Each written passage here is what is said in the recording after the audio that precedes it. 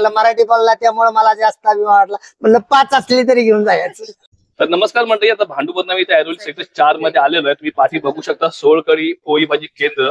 तर या दादांसोबत मी यांनी मला याची उबेर मध्ये ऑटो आहे. तर दादांनी मला माझे 2 कॅब माझे कॅन्सल झाले आणि त्यानंतर मी विचार केला परत कॅब बुक करू की नको. मी ऑटो बुक केली तर तिसरी ऑटो पण माझी कॅन्सल झाली. त्याच्यानंतर दादांची 4थी ऑटो माझ्याकडनं बुक झाली. तर दादा थोडक्यात सांगतील. दादा तुम्हाला जे माझं जेव्हा भाडं जेव्हा तुम्हाला आलं होतं डिस्प्ले होते तुमच्या मोबाईलच्या, तर तुम्ही सुद्धा काय विचार केला तर कॅन्सल करू असं काहीतरी?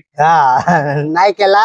मारू का नका म्हणलं चला मारून टाकू म्हणलं असू दे. आणि त्यात तुम्ही चौघे दिसल्यावर मी कॅन्सल मारणार होतो पण नाही मारलं. मराठी बोलला त्यामुळे मला जास्त अभिमान वाटला. म्हणलं 5 असली तरी घेऊन जायचं. बघा म्हणजे ऐरोलीचा टोल नाका लागतो, पण त्या टोल नाक्यावर दादा मी विचार नाही केला. 4 रात्री रिक्षामध्ये बसून आम्हाला घेऊन आले. तर दादा तुम्हाला भेटून खूप बरं वाटलं. आणि दादांची जी कुलस्वामी आहे वाघजाई देवी, बोलता बोलता माझं थोडंसं बोलणं झालं की दादा सातारचे बरोबर? हो, सातारचे. तुमचं नाव सांगाल? भरत मुमराव खाडे.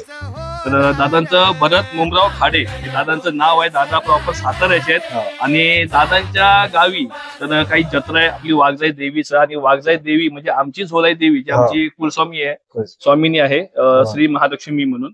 आणि आमची झोलाई देवी आमचं इथं देवस्थान आहे आमच्या गावी. तर आमच्या झोलाई देवीचं जे वाहन आहे ते वाघजाई देवीचं आहे असं माझ्या माहितीप्रमाणे मी तुम्हाला सांगतो. मी खेडचं आहे, गाव खोपी आहे माझं. पण माझ्याकडून जे वरचा पट्टा लागतो तापोळे शिंदी ते तुमच्याकडे लागतं सातारमध्ये. तर तुमची ती नदी आहे ना कोयना नदी, कोयना नगर ती वरच्या साईडला पडते. तर दादांचं जे वाघजाई देवी जी यात्रा लागते ती 12 फेब्रुवारी गोसटवाडी.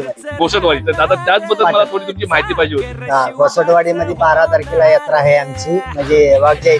आमचं स्थान त्यातलं आहे.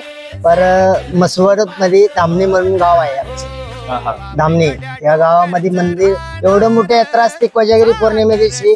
कधी पण भेट द्या कधी पण. बघा दादा सातारचे आणि त्या देवीचं नाव घेतलं तेव्हा आम्हाला कुठंतरी काहीतरी कनेक्शन जुळलं. पण मला असं वाटतं माझे जे 3 कॅब, 2 कॅब आणि एक ऑटो जी कॅन्सल झाली ते मला वाटतं देवीचं आमंत्रण होतं आमच्यासाठी की वाघजाई देवीसाठी तुम्ही यात्रेला या म्हणून. तर दादा तुम्हाला मी शब्द देतो की नक्की जर ठरलं आणि कधी जमलं तर आम्ही त्या वाघजाई देवीच्या यात्रेला मी नक्की 100% कधी पण. कोजागिरी पौर्णिमे दिवशी बघा आमची यात्रा असते बघा त्यातल्या. आणि हजारो बकरी भरतात, कोण देखील उपाय जाणार नाही घरी. बघा म्हणजे एवढी मोठी यात्रा असते. नक्की तुम्हाला भेटून. थँक्यू.